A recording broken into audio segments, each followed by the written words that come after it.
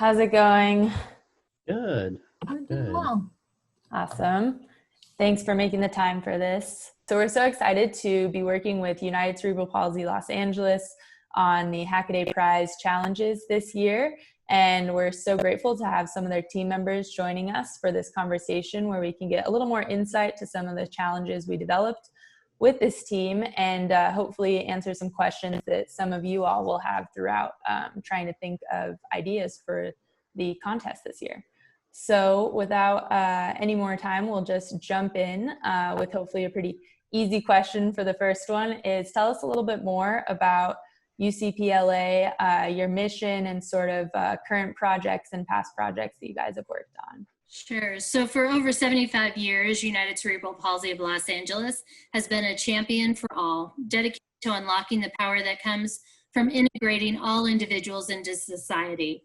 1 in 4 people in the United States is reported to have a disability, and yet the world is not designed for people with disabilities. For our over 30 program sites across 5 counties in Southern California, we help those with disabilities live their day-to-day lives, providing for the basic needs to offering an unrivaled variety of inclusion, access, and opportunities for stimulation and empowering potential through innovative technology and services. And I'll let Aranya go into some of the technology that they've been working on.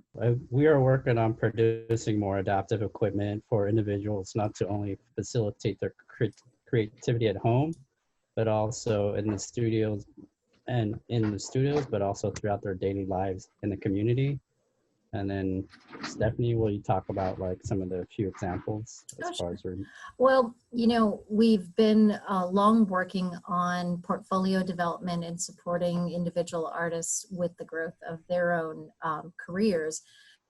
But during COVID-19, everything has shifted quite drastically to being remote. So a lot of our focus has been on remote Zoom sessions, workshops, connections between artists, art critiques and portfolios, that kind of a thing, so that we can continue the momentum and people can continue to develop their careers even in the midst of, you know, the world that's changing around us.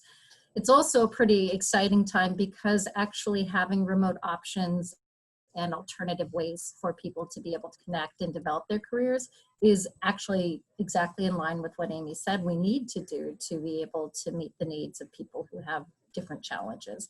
So this is something that's not only going to give us food for thought about how we get through COVID-19, but also about how we can go forward and do things in a more accessible way in the community. We've been very fortunate during this time also to work with Supply Frame and Design Lab and Matter Hackers and Crash Space to produce and support the printing of personal protective equipment for our frontline workers on the ground who are providing support and direct care for people with challenges. And so thank you for that partnership. It's been an exciting thing as well for us to be able to take our 3D printing skills and learn how to be able to put better tools in the hands of the people who partner with us. And then I would also just say that continuing the tradition of the adaptive equipment that Aranya and our artists have been working on for many years to further their independence.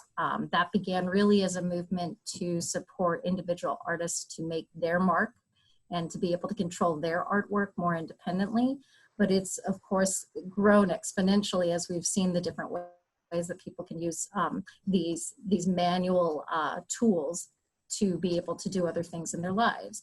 They've been able to vote. They've been able to work on their computers and do different types of things that, you know, again, could potentially open up employment opportunities. And then also do things like cooking and other things that we all do in our daily lives. So we're really looking forward to continuing to see how that will advance. But this challenge allows us to go from, you know, manual equipment and tools and kind of bridge that gap to being able to access technology and take the next steps with regard to independence. So we're really looking forward to all of this. Awesome, thank you. I think that's good to hear the update also just personally, because I've been interested, you know, what's going on, especially, you know, because we've been helping with some of the PPE production, and also I think we've all been interested in how people are adapting to the current situation. So it's awesome to hear that you guys are making it work and that it's sort of providing opportunity for new ways of serving your community, which is great to hear. So I think that's a nice segue into the first challenge. So this is the Open Call Challenge. Create or redesign open source assistive tools and devices usable by those with cerebral palsy and or other physical challenges to enable independence and creative expression.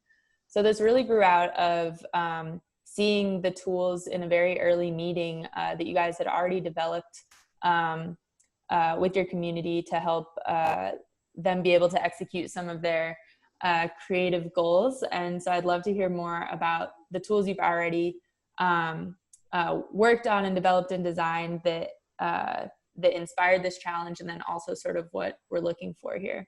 Well, I mean, I think what like really inspired this challenge is like the new possibility, or the immense amount of new possibilities, and then also like what will that world look like if everyone is designing for our guys, you know. I think that's like where I feel like the most inspired by, is to see that what would that world look like. So for me, that's what I'm inspired by. Stephanie was saying that collaboration is really important for bringing out an awareness for individuals of all abilities, and just to have designers thinking about it and thinking about it in new and exciting ways. It really takes away obstacles that are just, you know, there because there's no assistance or workaround, if you will. So the technology is really exciting.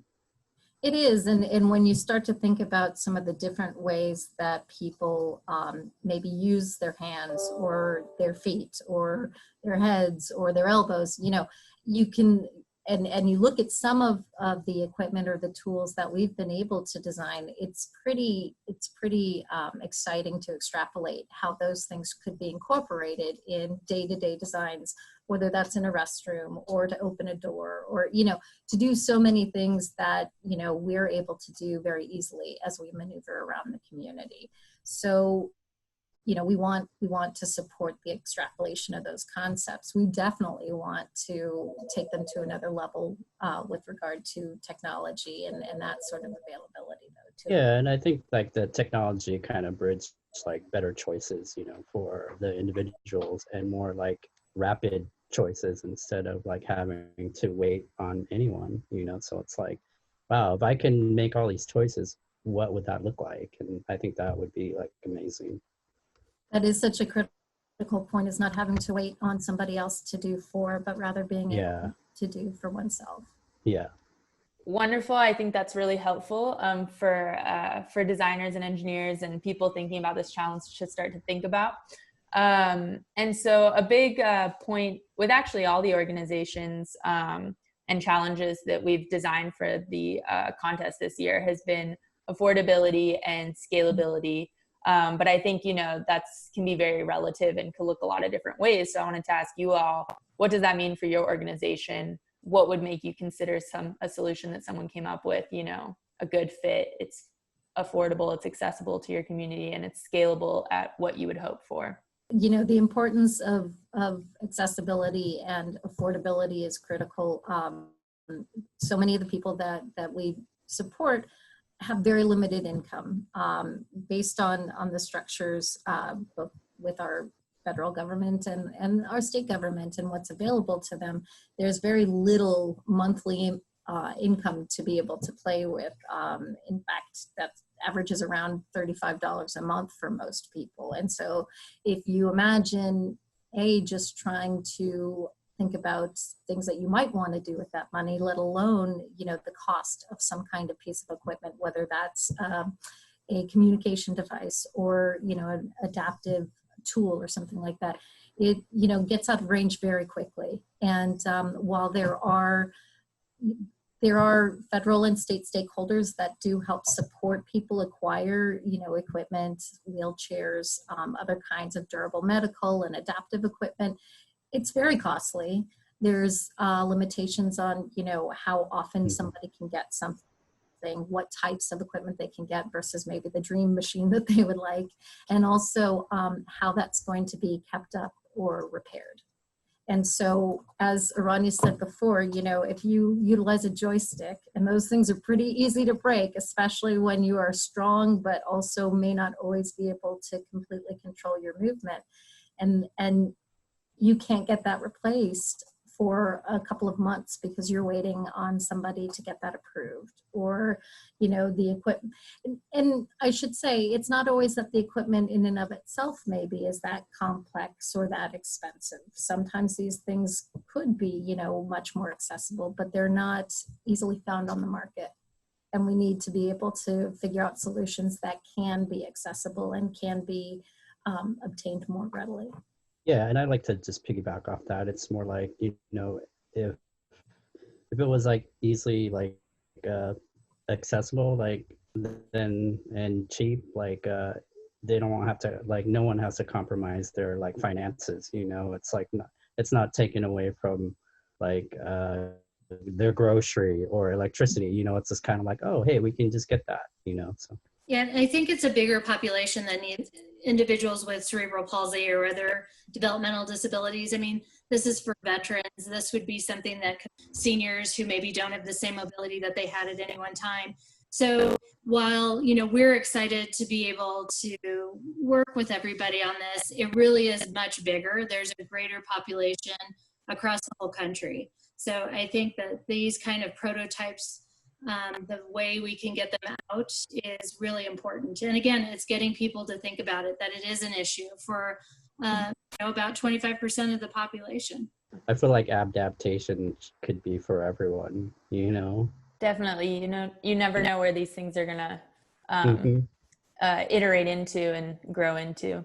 Yeah, to that degree, there's a lot of scalability, I think. So as we mentioned, you guys have actually developed some tools in this area, but also, like you said, you're interested in really getting new perspectives and thinking outside of the realm of what's, you know, what you've thought has been possible thus far, what you've been able to develop in your time and materials and skill sets. So, but I do think there's probably some valuable insights that you've gathered throughout the process of designing the tools in your facilities and with your community, you know, being hands-on and there with them every day. So if you could maybe describe some of those, I'm sure there's a million stories you could tell, but maybe some key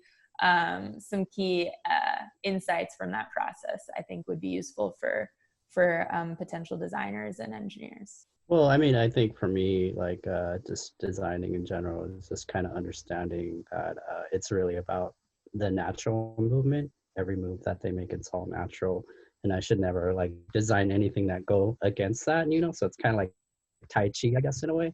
And then also like just working with the individuals themselves and seeing what really works for them and what doesn't work. And then, you know, you just day in, day out, you just kind of build upon that conversation, and eventually you'll find something that really works toward their natural movement. So just respecting those two concepts, I think that's where I would say the challenges would be. Yeah, Ronnie has done incredible work directly in the studios with artists to conceptualize the different designs over time. And as he said, you know, following that natural movement, well, and then the materials available to us. So when we used to duct tape a paintbrush to a shoe, those were the materials available. But as he studied and worked with an individual and kind of saw what their natural movement was, he could also make adaptations to the environment around, you know, the individual and their canvas and their paint cups so that they had more control.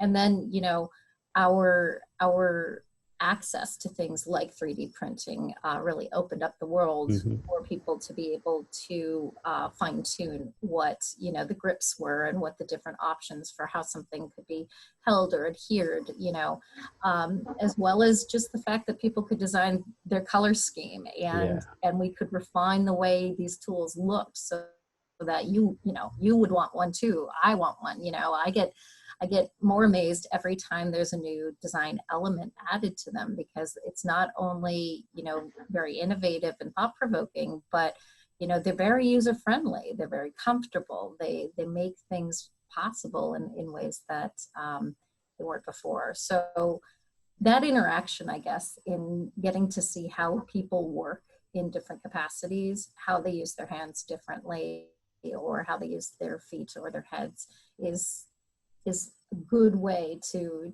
kind of get into and start thinking about different ideas. We'd love to, you know, where there might be an opportunity, be able to give some firsthand insight, you know, folks who are interested in consulting and who have done this over the years.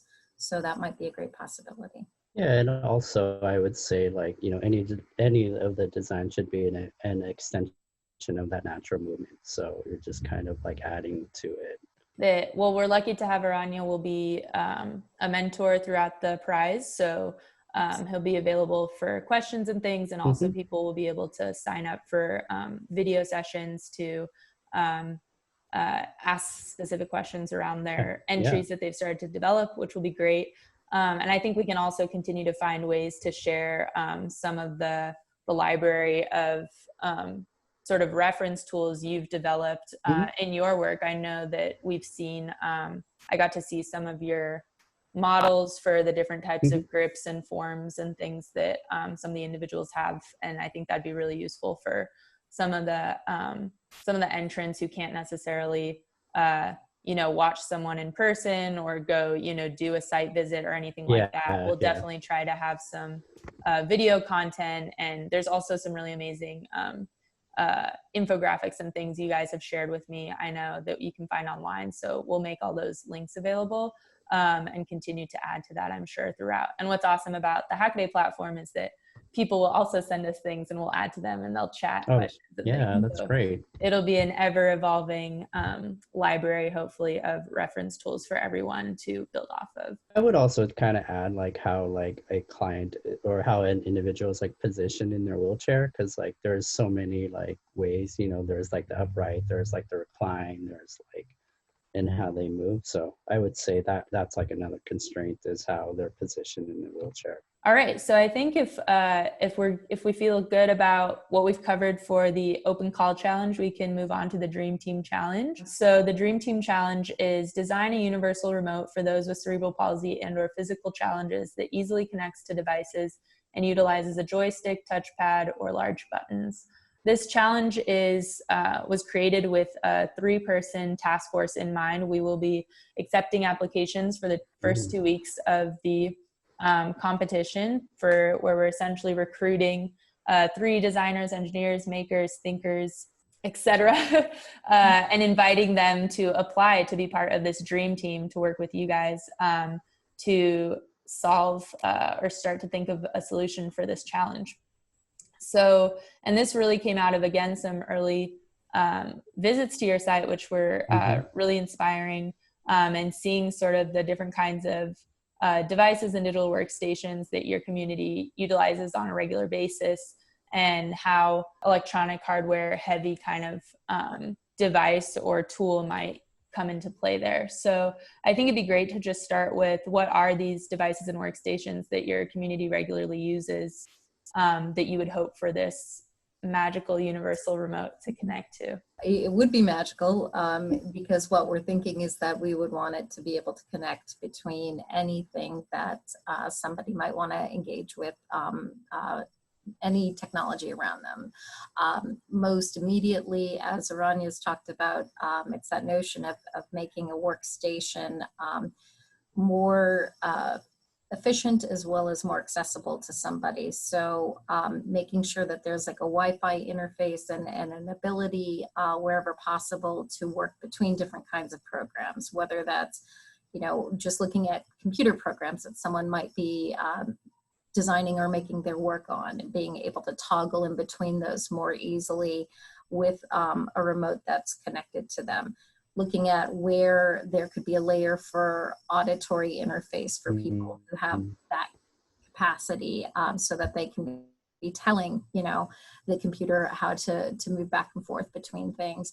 But then also looking at everything from the motorized wheelchair even, and you know, being able to control that or make adjustments to somebody's positioning and their angle. You know, we'd like to really dream big and think about the fact that, you know, whether it's a computer workstation, whether it's several computers, whether it's, you know, a TV or anything else that someone might need to operate and engage with, that again, also maybe their own motorized wheelchair, that they would have that capacity to maybe have the device support it. It may be limited, but you know, when we think about the Alexas of the world and everything else that is becoming more dynamically controlled by these interfaces, it seems like it's possible. Aranya's pointed out before too, you know, there's at least one individual that we've worked with that does have Wi-Fi capacity and interface with his chair, right, Aranya? Or device, right? And that's one of, you know, hundreds that we work with. So it's not obviously something that's readily available to most of the people who could utilize it, but it's made all the difference in his life and the way he's been able to utilize that. It just seems to be limited in terms of its applications and certainly limited in terms of accessibility. It was over, you know, a year or more of advocacy to be able to get this, and it's not something on the normal menu that is offered to people through their state coordinators. So right, so potentially how this could be a version of that for more people to be able to add to their own chair, but then also could this have an even wider what they called compatible sort of connections to these other workstations in the environment, or any sort of device they might want to use, whether it's a tablet, it's a desktop computer, it's a laptop, it's a phone. Right. Yeah, it could even be bigger and used in the public. Like if it got to be more mainstream, I mean, this could be something that helps at kiosks out, you know, whether it's getting on the metro or whether it's buying their tickets. So this could actually be something that would shift accessibility significantly out in the world, where they would actually be able to go up to doors and have it open, right, and not have to wait for somebody. So there's a lot of applications as far as is starting, you know, on the smaller scale, but being able to make it much bigger. The power to, again, it's like the power to have the choice of what you want to do instead of just waiting for anyone, you know. And I think that's like what we're trying to drive home, is your choice is yours, you know, and I think that's what we're trying to work toward. So that's right. I think that's a wonderful way to wrap that up. And I think you guys really started to get into what sort of impact this could have. I love the you know, what you're mentioning about small scale versus how this could grow into a larger scale application and interface with all kinds of sort of public infrastructure that would be really, really incredible. Are there any other things you wanted to point out as far as how this would impact? I mean, it would give more independence, like you're saying. It would give individuals more choice, and overall, not need to ask for assistance. So there's the dignity aspect, right? And being able to be more independent and to do things for oneself. And as Amy pointed out before, whether that's somebody with physical challenges, you know, by birth or acquired at another point, it's also, you know, for people who are older and who might need more assistance, but, you know, crave being independent.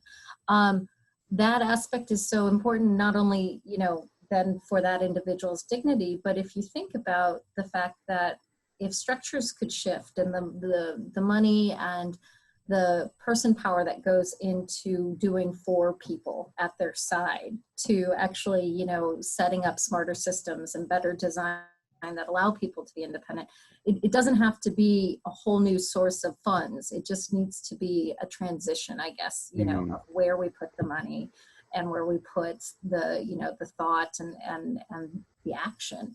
And that's a very exciting thing. It's great. You know, we are in the business directly of providing support and caring for people, and we love what we do, but we want to do it better by supporting people to be as independent and be as engaged in a life that's meaningful for them as possible. And if we can do that, you know, no joke, at a little bit of a distance more and more, so that the focus is on them and their life, then we're doing our best work. So like Aranya said, it is about choice. It is about efficiency and allowing somebody to make the most of their time and their thought. In thinking about this dream team who will be focusing on this challenge, are there any skills that you think would be important or necessary, or that you are ideal, you know, to help balance this team out and how they can sort of address this challenge? I think that something that's come up with in thinking about a lot of these dream team challenges is really just creative thinkers who are not, you know, overwhelmed or intimidated by almost something, you know, rather open-ended. And like you guys said, can really put a new sort of fresh set of eyes on the task at hand and start to think, you know, outside of the box. But any others, you know, that you think would be useful for applicants to think about?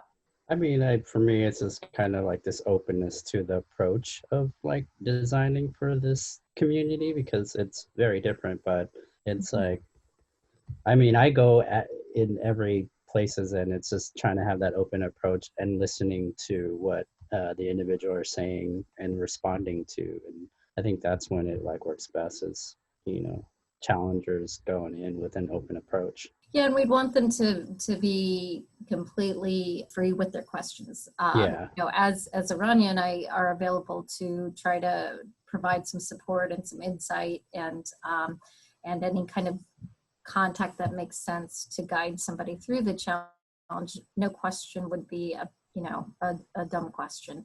Somebody who has never tried to design for maybe some of these things that we're talking about could absolutely be the right person to come in and just ask some questions and, you know, learn a little bit about where we're coming from and then take it from there. So we wouldn't want anyone to be inhibited by whether they've got any link to what they think that we're doing or, you know, our mission, but just someone who's willing to come in and, like Aranya said, you know, observe and jump in. So.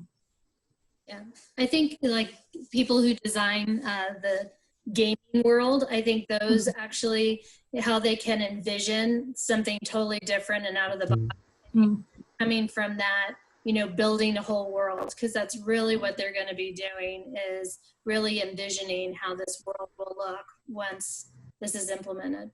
So I know that there were some examples of different kinds of devices and tools that are commercially available, Aranya, that you included in the initial sort of draft of this challenge.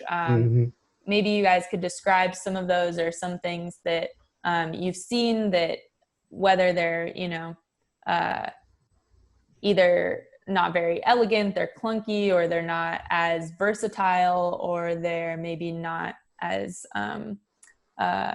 you know, affordable. What's out there and how could it be improved, or what is working about it that could be continually, you know, evolved and sort of made even better? I mean, what comes to mind is like the joystick and how expensive it is. It's like $500, and then it looks really clunky. And, you know, as a designer, you always want it to have this cool factor to it, and I don't think it looks very cool.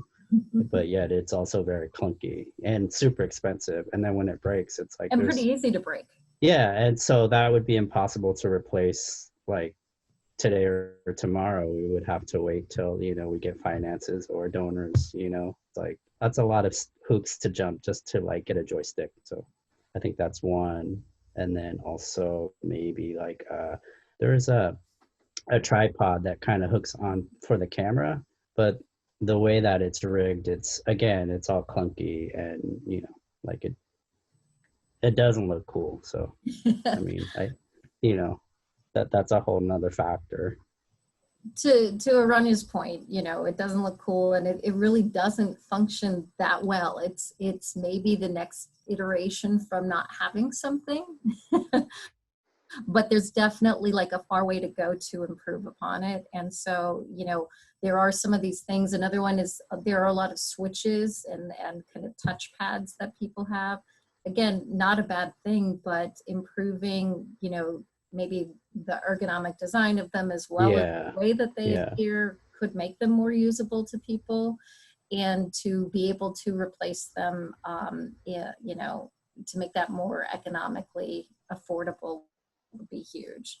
We're, you know, in some of these cases talking about, you know, plastics and other kinds of things that now we have more capacity to be able to produce, you know, thoughtfully. So I think that the capability's there. We just, you know, we need some folks to come up with the cooler version of them, and one that's a bit more adjustable for some of the movement and some of the And then when I say cool, it's more like dignified, you Yeah, know, it looks really like it's not really dignified to the user. So like, you know, I wouldn't want to use it, you know, so if I wouldn't want to use it, what makes anyone else wants to use it? So and that's a completely valid, you know, consideration, whether you're talking about a car or a watch or a camera or any of these things, that we have so many different choices of, you know, what it looks like regardless of what purpose it serves. So right, I think that's important for people to realize, that a lot of what's available around the market right now is, like you're saying, maybe just better than nothing, but but it doesn't provide a lot of choice. It doesn't have, you know, it's not easily repairable, let alone you know, that accessible or affordable for many.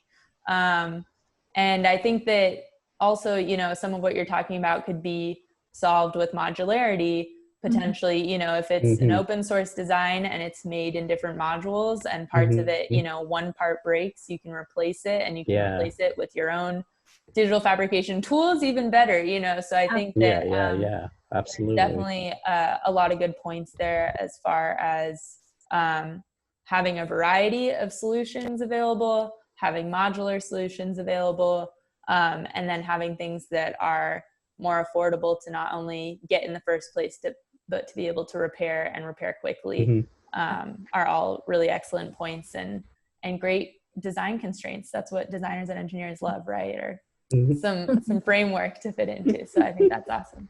I think one of the things on this is many people feel like they don't know anybody who can benefit from this.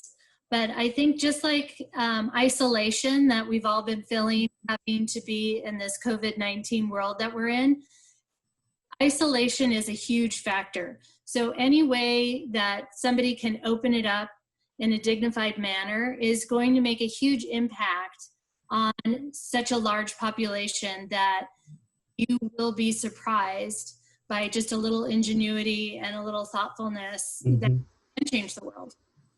yeah, to Amy's point, I think that people don't know how many other people have been isolated long before COVID-19. People who don't go out to so many places in their community, or don't do it very often, or don't do it for long periods of time, because there's not a restroom that's accessible, or because, you know, there are just so many things that really aren't open and accessible to them. And then as Amy said, if you start thinking about it, you know, it's not, again, just about, do you know someone with CP? Do you know somebody who's older, who might have some difficulty doing things for themselves, or driving themselves somewhere, or what have you? Probably everybody does know. And now, as Amy said, after everyone's had a turn at being isolated and not having access to their community, there's probably going to be a much greater awareness, you know. Yeah, and I would also kind of, just to piggyback off you guys, it's just like, what are the possibilities? And like, that's what I'm excited for someone, you know, isolation creates possibility. But, you know, if you're given like the tools and the other things to produce that, then you're setting that example for another person. So it's like, you know, it's like, it's a continuum. And then again, we are rebuilding this new world. So it's like, you know, maybe this is an example of rebuilding that world. All right. Well, I really appreciate the time you guys took today. We're going to have plenty of other opportunities, I'm sure, to connect throughout the initiative this year. And yeah, I don't know if there's anything else you wanted to mention, but I can just reiterate that we're really excited to be partnering with United Cerebral Palsy Los Angeles. And, you know, we started talking at the beginning of this year. It seems like forever ago now, but it was only a few months ago. And so I'm so yeah, it's just been really awesome to see how far these challenges have come since we first started talking, and I can't wait to get them in the hands of our community and see what they do with them. Thank you so much for having us. Yeah, We're thank thrilled to be you. partners. Us too, yeah.